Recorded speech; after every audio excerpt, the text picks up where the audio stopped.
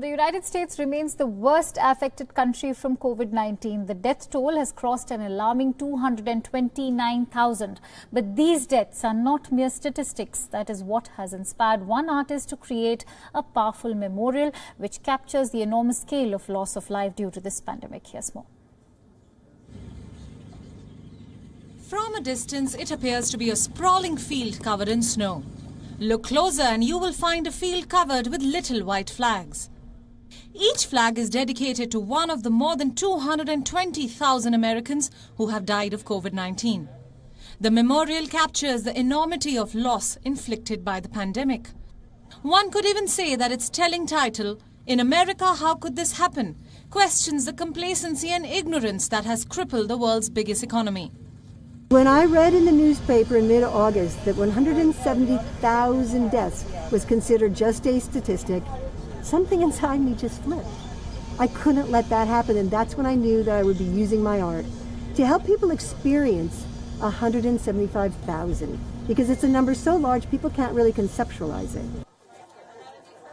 Coronavirus cases are surging unabated across the United States. More than 84,000 people were diagnosed with COVID-19 on October 23rd. This is a record one-day increase in infections during the pandemic. As the victims' families plant a flag for their loved ones, this memorial now serves as a stark reminder of the scale of loss. So Judy is my sister.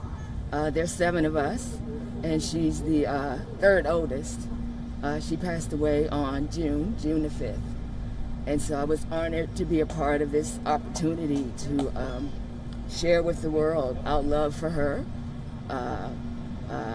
but also a call to action.